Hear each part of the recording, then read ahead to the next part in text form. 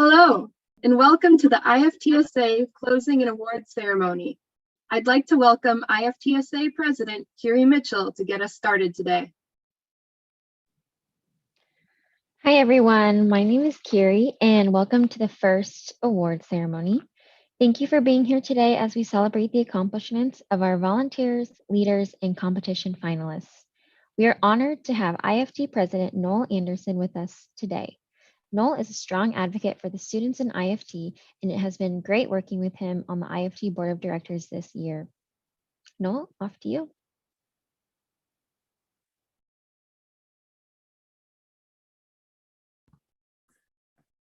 Thank you so much, Kiri, and thanks to the IFTSA Board of Directors, the competition chairs, the area meeting chairs, the chapter leaders and advisors for an absolutely fantastic year. Considering all the challenges you went through with COVID-19, Black Lives Matter, and everything you had to deal with in the campuses, you all persevered and thrived. Thank you so much for all of the time and energy you put into ensuring the continuous enhancement of the programs this year. Like I said, it's been fantastic. I was so impressed that we were able to successfully host your largest programs in a virtual way this year, ensuring that you're still be able to meet all of your promises you make to connect, develop, and support your members, including the one combined area meeting. You brought back the College Bowl for the first time in a digital format, and I gotta say, it was thanks to everyone that was involved in that. I thought the competition was terrific, and congratulations to all those that competed, and special congrats to Cornell for winning. That was fantastic. You provided social and development focused programs like Trivia Nights and Product Development 101 with a Product Development Division. I also want to thank our student members for continuing to invest your future through maintaining your membership.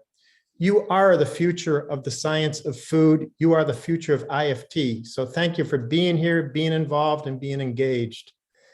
You know, at the end of the day, I realize that in today's environment, it's hard to decide whether or not you pay for membership. Sometimes you just aren't sure what you're going to get in return. So I'd like to tell you a little personal story about that. I had those same questions when I was graduating back in 1980 from the University of Massachusetts, but I listened to my dad, my advisor, Ferg Clydesdale, and even to the leaders in General Foods, where I went to go work, about the importance of staying engaged in things like IFT. So I went to work at Cranbury, New Jersey. I just opened that facility shortly after graduating. And within 3 days of working there, the head of the R&D site, the entire site, came to look me up. He was a fellow UMass alum, and he wanted to say hello to me since we had that relationship with the University of Massachusetts. But he also wanted to ask me a question about a professor he had had when he was in school back in, I think, 1952. So I went through all the names of the professors at UMass: Ferg Clydesdale, Jack Francis, Wasif Nawar. And I kept on going through all the lists, and he kept on shaking his head. Nope, wasn't him, wasn't him, wasn't this other person. And I didn't know what to do. But then I started asking, well, how would you describe this professor? And right, what he basically said, he was talking about how tough that professor was and how he really hated the fact that on the quizzes, he was asking for the names of the editors on key journals that this professor expected them to read and to keep current with. Right then and there, I knew that that was my dad. He was a professor back in those days at UMass, and that's what he expected, for you to stay current, stay up with the literature, get involved with IFT, and stay engaged with IFT. So that made a huge impression on this site leader, and it lasted with him for 28 years when he came to look me up. So to take that to me, my dad, my other mentors, and now I strongly believe the importance of being an active member of IFT. And I've always made it a priority to be involved and engaged because it's helped me so much professionally. So I would ask you all the following questions to think about. If it weren't for IFT, how would you stay current with business and industry trends like we're doing during this annual meeting? If it weren't for IFT, how would you stay current with the sciences?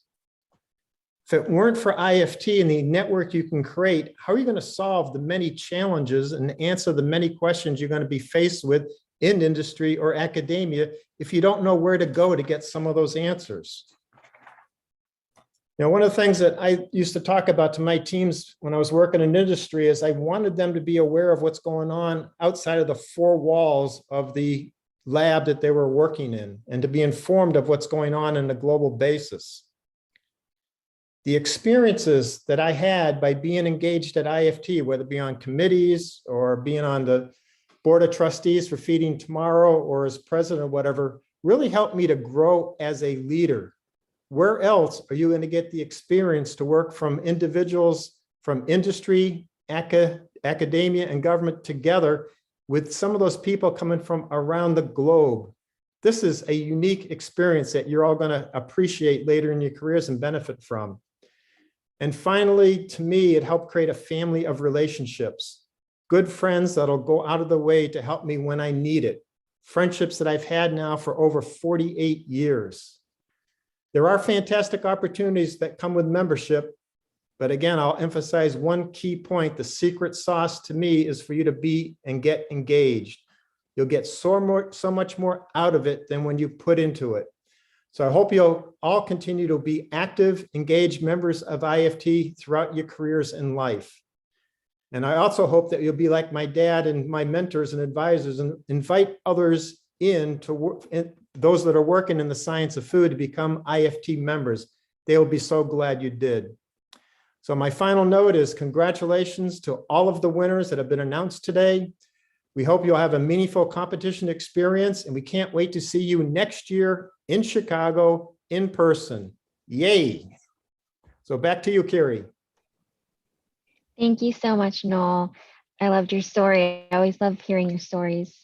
As I'm sure you are all aware, IFTSA has a strong board of directors, many of whom are on this call currently, and they all shape and enact the goals and programs for students. Our current board, as you can see, consists of Michael Deal, who is our president-elect, Sam Van Wees, our past president, Viral Shukla, our VP of Chapter Engagement, Julia Schmidt, VP of Competitions, Sierra Castillo, VP of Digital and Social Media, Luvan Huang, VP of Member Engagement, Cameron Wicks, VP of Volunteer Development, Rachel Mon, Member at Large, Morgan Kandrak, also Member at Large, Emily Steen, Member at Large, and Laura Roland, our last Member at Large. This board has been flexible in so many ways, and I am so grateful to have had the opportunity to work with them this past year. This year, despite not being able to meet in person, the Student Association still held chapter leader workshops, anatomy of a resume workshops, advisor roundtables, trivia nights, section and IFTSA mentorship panels, and we launched an IFT Connect group exclusively for students. Our volunteers and leaders helped to create these impactful events that students from all over the world were able to enjoy. Thank you to all who planned and executed these events, and thank you to all those who participated. In addition to our board of directors, we have an amazing group of volunteers that make our programs happen each year. I would like to thank the competition chairs for this year as well.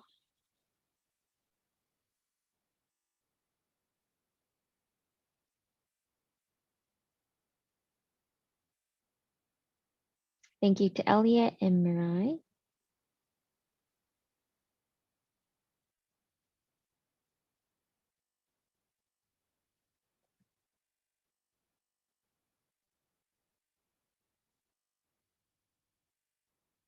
And thank you to all of our IFTSA committees, planning teams, and IFT staff partners.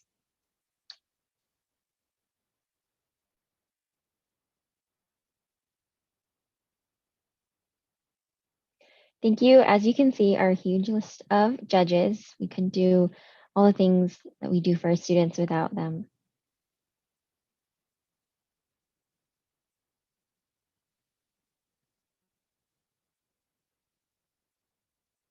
Big thanks to our competition consultants, including in the IFTSA and Mars Product Development Competition and our undergraduate research competition. And a big thank you to our SFI mentors.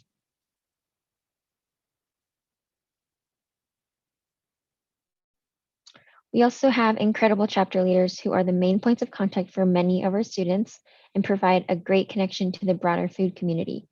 Many of you have dedicated your time and talent to making IFTSA great and supporting members, and I really appreciate you and want to applaud your efforts. We would not be the organization we are today without you. Finally, we would like to thank our sponsors. Without you, our competitions in particular would not be possible. The opportunities that you support really help us to achieve our promise to members to further their development.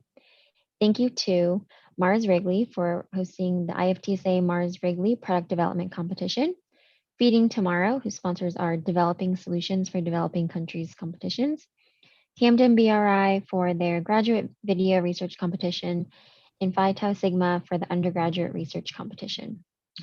IFTSA continues to be a welcoming place to maintain connections, build relationships and peers around the world, and feel a sense of belonging. We hope that you find value with the resources offered to you and that you feel pride for being part of the IFTSA community. One of the most well-known attributes of IFTSA are the competitions. Every year, many students take part in the competitions, and by doing so, they push themselves to learn and compete against their peers, make connections within the food science community, and showcase their talent across academia and industry. I'd like to pass it over to our Vice President of Competitions and our competition chairs to announce the winners of our competitions. Thank you, Kiri. Let's start our award ceremony. The IFTSA offers 8 competitions and awards every year to challenge and recognize the rising stars of the food industry. We'll start with a unique competition this year, the challenge to redesign the official Food Geek logo. Sierra Castillo, our Vice President of Digital and Social Media, will announce the winner. Thank you, Julia. There were 7 submissions. Thank you to all participants for sharing your artistic talents with your fellow food science students. However, there can only be one winner, and that winner is Thea Dominique C. Simpson. Congratulations.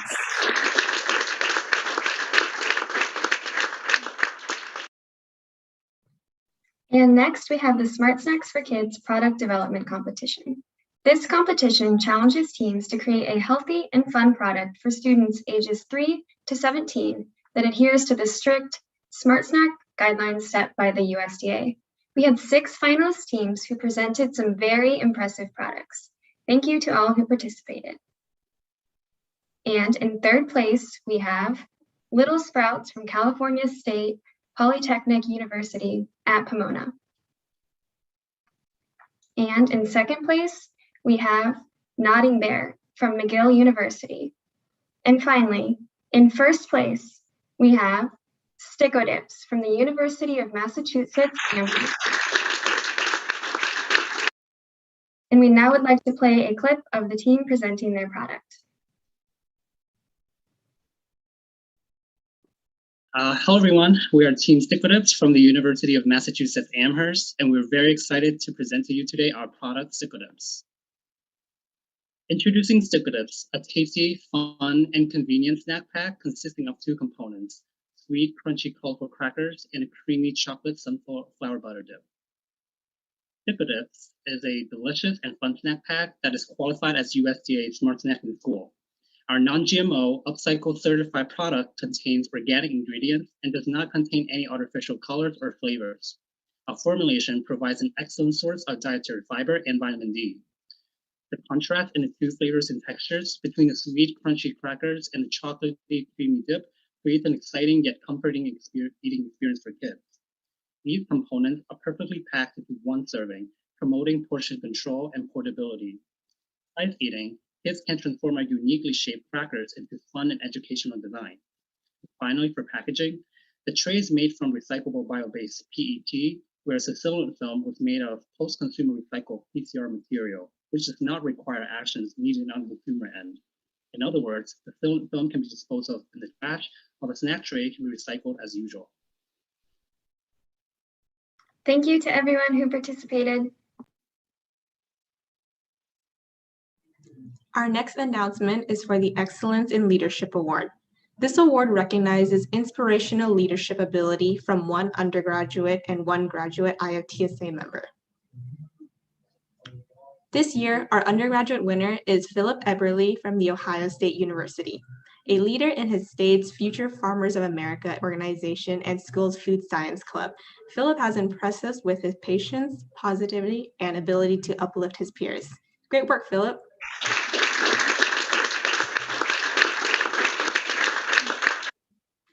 Our graduate winner is Jennifer Vuya Reiser from the University of Tennessee. On her campus food science club and on the IFTSA leadership board, Jennifer has mentored budding leaders and is a big proponent of inclusivity. Congrats, Jennifer.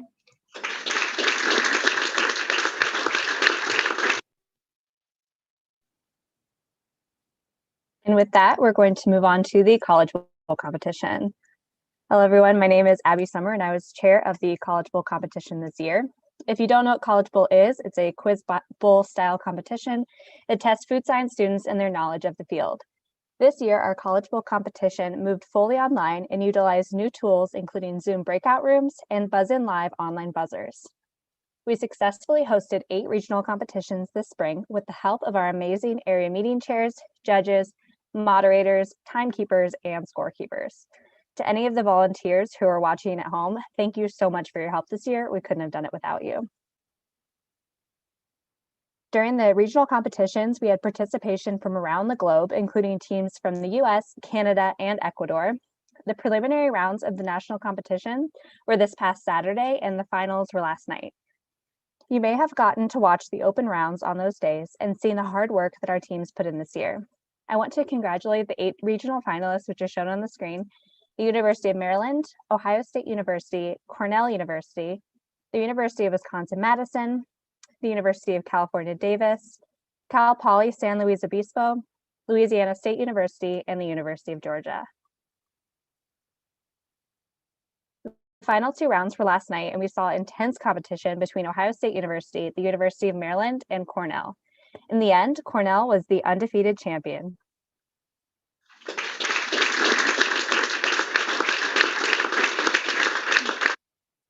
I would like to congratulate Cornell's team and a great job to all of the teams who competed this year. Thank you, Abby. We'll now be announcing the winners of the Developing Solutions for Developing Countries Product Development Competition via a video from our friends at Partners in Food Solutions.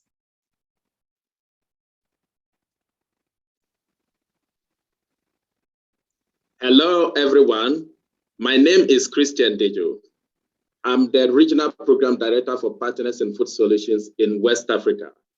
Partners in Food Solutions is a non-profit consortium of 7 of the world's leading food companies, including General Mills, Cargill, the Hershey Company, Ardent Mills, DSM, Beulah, and JM Smockers. Today, we want to announce the winners of this year's Developing Solutions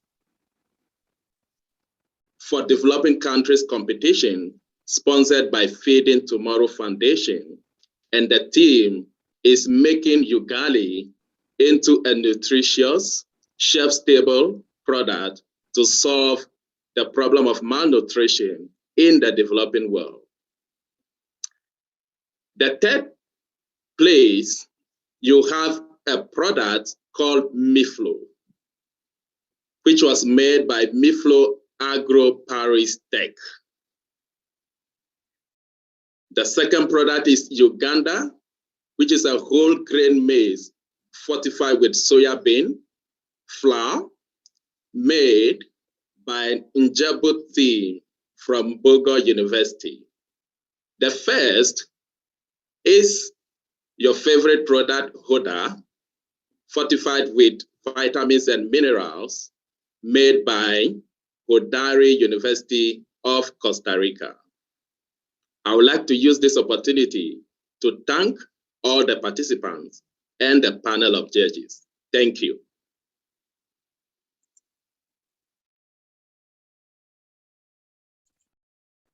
Additionally, we'd like to present a video from the Hodari team talking about their winning product. We are Valeria, Catalina, and Catherine, senior undergraduate students in food science from the University of Costa Rica. which is located in a small country in Central America. Even though we have language differences and the pandemic closed borders, we contacted several East Africans to understand their necessities and pursue our goal in this competition. Let's watch this short animated video that shows the reality of many East Africans' life through a fictitious tale. Please, join us in our trip to East Africa.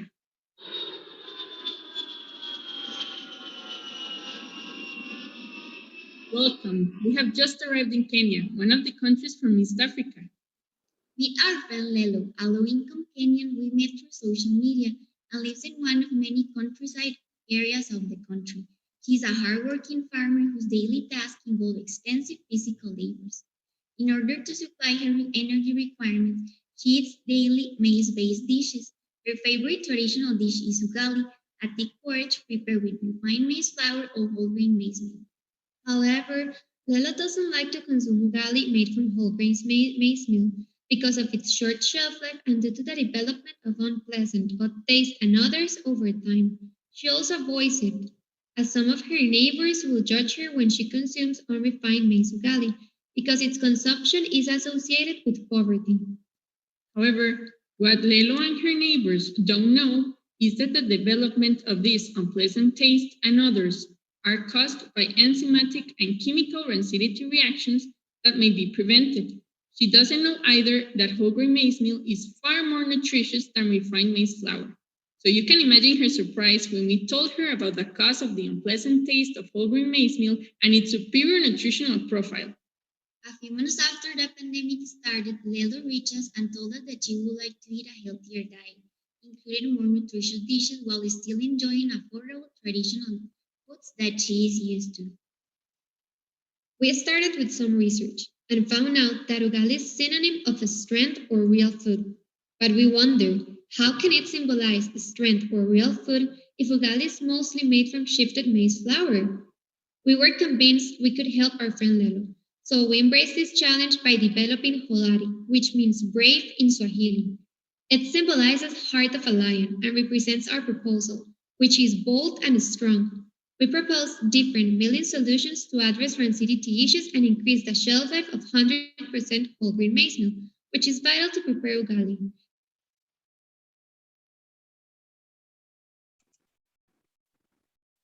Next, we have a video from Phi Tau Sigma, the Honor Society of Food Science and Technology, to announce the winners of their sponsored undergraduate research competition.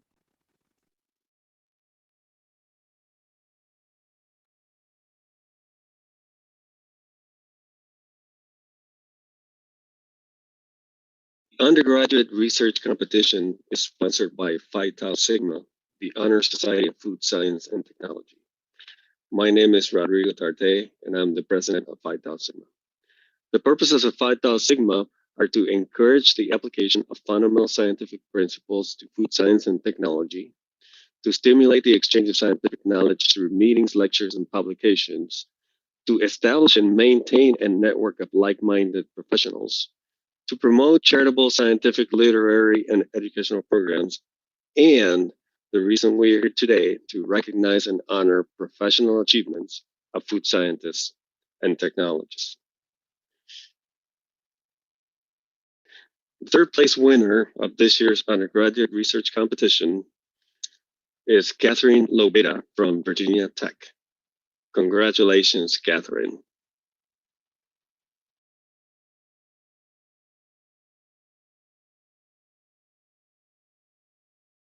The second place winner is Alton Chambers from Alabama A&M University. Congratulations, Alton.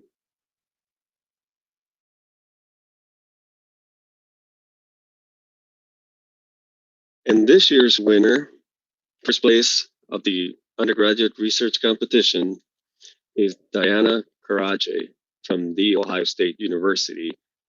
Congratulations, Diana.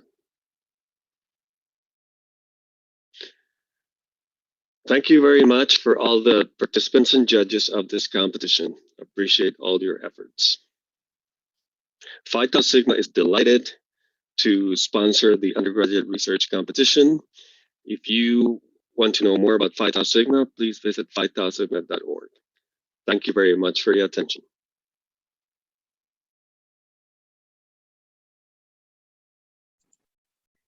Thank you, Phi Tau Sigma, and thank you, undergraduate research competition participants. To announce the winner of the graduate research video competition, we have a series of videos from the competition sponsor, Camden BRI.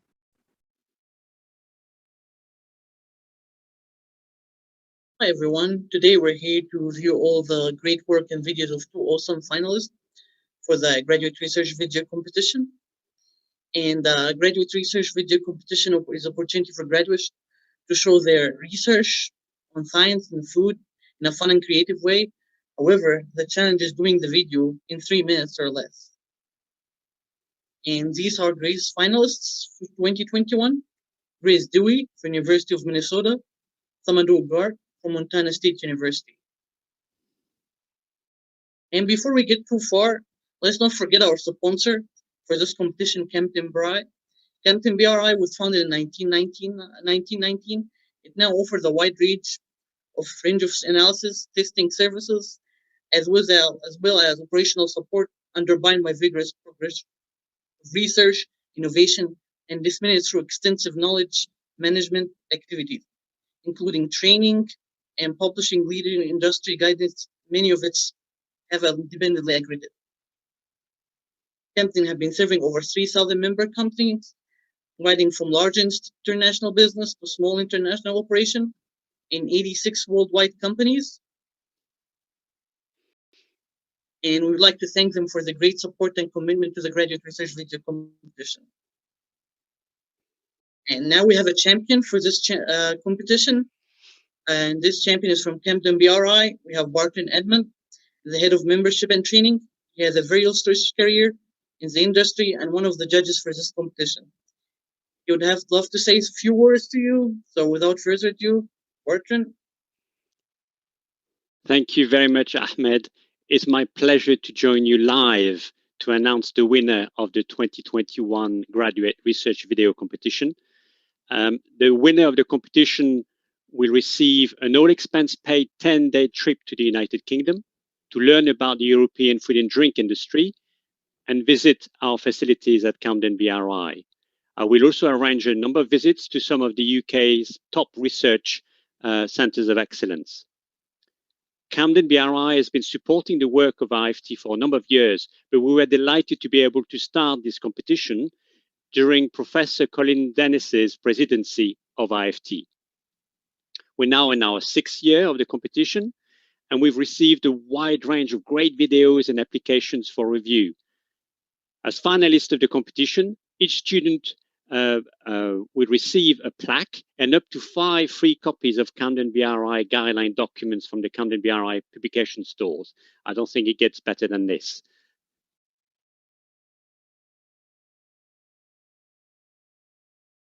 Right, okay, here we go. The 2021 vintage. So in 2016, the first year of this great competition, we had Ando Amadeus. In 2017, we had Zachary. In 2018, we had Anna. In 2019, we had AJ. Last year, in 2020, we had Megan, and you saw her video. This year, we have Grace. So Grace Dewi from the University of Minnesota Twin Cities. So congratulations, many congratulations to Grace and also to Samida Garg for being a finalist. I would also like to thank Ahmed, Amy, and Julia for all their work and support for this fantastic competition. So Grace, we very much look forward to welcoming you to the UK as and when possible, and I hope it will be this year. And we probably have to combine it with Megan's, who's still waiting to come over. So very much looking forward to that moment. Thank you again for taking part. Thank you, Barton, and many congratulations from Grace and Samadua. And for those on this call and other finalists, for the competition for 2022 will be opening soon. And for more information, you can go to the IFTSA competition website listed over here. And I would like to thank Barton and Camden BRI for their constant support and commitment for the competition. Thank you for everything you give to the students. And thank you, everybody, and have a wonderful rest of.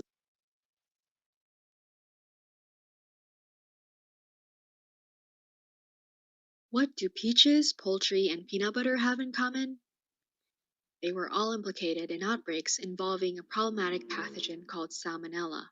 The challenge with Salmonella is that its ubiquity makes it difficult to control, and thus many food products are susceptible to contamination.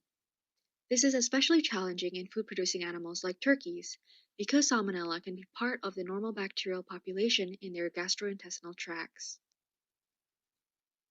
Unlike peaches and peanut butter, poultry is rarely consumed uncooked, right?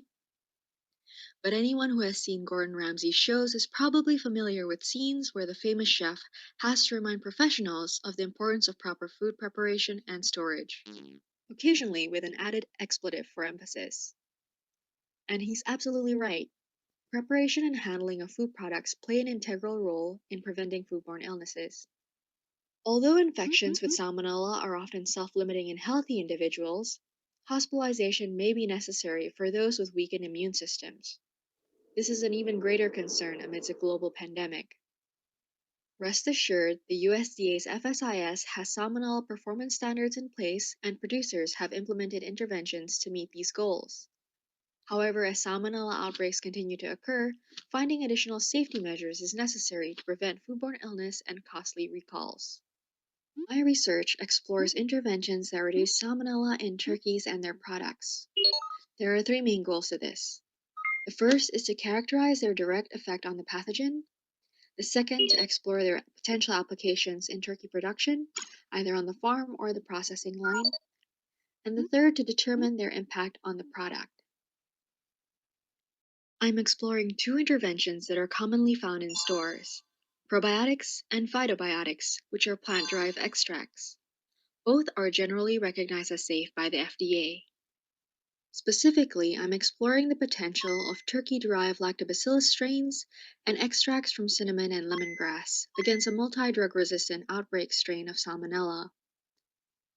The results collected so far have indicated that the combination of probiotics and phytobiotics could reduce Salmonella colonization in the turkey cica. We also found that the phytobiotics were able to inhibit Salmonella survival in ground turkey patties. Chef Ramsay's show reminds us that even professional chefs sometimes forget the importance of proper food handling and preparation. Since the average person does not have a fiery tempered chef constantly reminding them of the importance of properly cooked foods, some intervention must limit the presence of bad bacteria in the ingredients. The outcome of my study so far has indicated that these probiotics and phytobiotics could potentially be utilized to help keep Salmonella out of our next Thanksgiving turkey.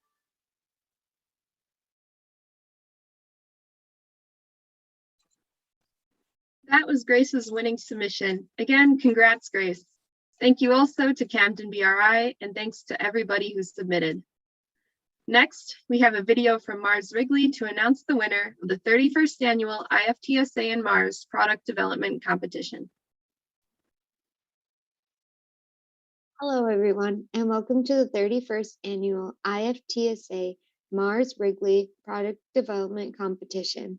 My name is Corey Anderson, and I had the privilege of serving as this year's chair for this competition. To begin, I would like to thank Mars Wrigley Confectionery for their continued and amazing support to this competition. This competition would also not have been possible without our judges, who are dedicated to keeping it going. I would like to take a moment to thank our judges. First, the judges from Mars Wrigley. We had Amy DeJong, Global Science and Technology Scientist, Susie Donnelly, Senior Product Developer, and Tim Lukowski, Principal Engineer Process Development. And a special thank you to our academic judges, Dr. Chantrell Willis, Research Scientist at Alabama A&M University, and Dr. Gordon Smith, Professor and Head at the Department of Grain Science and Industry at Kansas State University and the Director of International Grain Program. The IFTSA Product Development Competition is a chance for students to take their skills and knowledge learned in the school and apply them to a real-world situation. Each participating school's team developed a new food idea and carried the concept through marketing and production, much like a commercial product development team. This year, we had a total of 29 outstanding entries, including products like bite-sized snacks, vegan dishes, crackers, desserts, and more.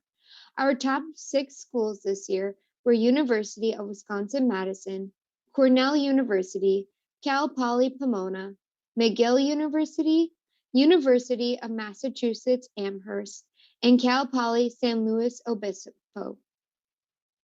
Each team gave a virtual oral presentation before the judges and defended their product a day later. I commend the teams for their ability to work virtually and hope this was a valuable learning experience for everyone. At this time, I will hand it over to the judges from Mars and Wrigley to announce this year's winners. Hello, everyone. This is Tim Lukowski from Mars Wrigley. I'm excited to announce in third place from the University of Wisconsin is Nadas. Hi, everybody. This is Amy DeYoung, also with Mars Wrigley. In second place, we have Specialty Sauce from Cal Poly San Luis Obispo. Hello, this is Susie Donnelly from Mars Wrigley, and the winner of this competition is Tofu Mitsu from Cornell University. Congratulations to all the winners, and thank you for your participation in this year's competition. Thank you to all the companies that supported these teams, and a special thank you to Mars Wrigley Confectionery for your sponsorship. Additionally, we have a video from the Tofu Musu team showcasing their innovative product. Introducing Tofu Misu, a better-for-you sustainable dessert for consumers who seek an indulgent but guiltless experience. So what's our product? At a quick glance, Tofu Misu is vegan, gluten-free, has no added sugar, and is better for the environment. Let's tell you why we're different. During usual production of tofu, soybeans are blended to create soy milk that's treated to create tofu and an okara byproduct. We take that byproduct that's usually thrown away to create gluten-free okara cake and a tofu-based cream. By using the okara byproduct as a nutrient source, our product promotes upcycling, relies on plant-based ingredients for textural functionality contrary to the traditional tiramisu, sources as locally as possible, and uses recyclable PET packaging. And our competitors got nothing on us. At a competitive price, our product checks all the boxes. As you can see, we are changing the food market and the world. Tofu Misu. All right, congrats Tofu Musu team. And with that, I'd like to pass the mic off to Carrie Mitchell to announce the winners of our final award for Chapter of the Year. Thanks, Julia. As always, we have 4 winning IFTSA chapters for this year. 1 each for the 3 pillars of the IFTSA promises: connect, develop, and support, and 1 best overall chapter. The winners are as follows. The Connect Award goes to Escuela Superior Politécnica del Litoral. ESPO was very creative in how they connected with their students and their community. The Support Award goes to The Ohio State University. They supported and engaged with their community through a time of crisis, as well as supported each other. Congratulations. The Develop Award goes to Purdue University. They were able to demonstrate unique skills outside the classroom and their laboratories. And the award for the best overall IFTSA chapter goes to North Carolina State University, as they were very well-rounded in all areas and represented the food science community well. Thanks to all the chapters who submitted. We at the IFTSA were extremely impressed with the breadth and depth of your chapter activities. With that, I'd like to thank Amy Clark-Sievers for her gracious work working with the students this entire year. And I'd like to end our award ceremony and proceed to the closing ceremony portion of this stream. The floor is yours, Michael. Thanks, Carrie. Hello, everybody. My name is Michael Deal. I'm a master's student at the University of Georgia, and I will be serving as the president of IFTSA next year. First things first, I want to congratulate all our competition participants and thank our volunteers who made all these programs possible. I want to introduce you to next year's IFTSA Board of Directors. First, we have Cameron Wicks, the president-elect, Carrie Mitchell, the past president, Lou Van Hung, VP of Chapter Engagement, Abby Summer, VP of Competitions, Jacob Webster Jones, VP of Digital and Social Media, Viral Shukla, VP of Member Engagement, Baba Bodhi Kahinde, the VP of Volunteer Development, Caroline Soloway, a member at large, Jennifer Lee Goza, a member at large, Julia Smith, a member at large, and Laura Rowland, a member at large. I would also like to introduce you to next year's competition chairs.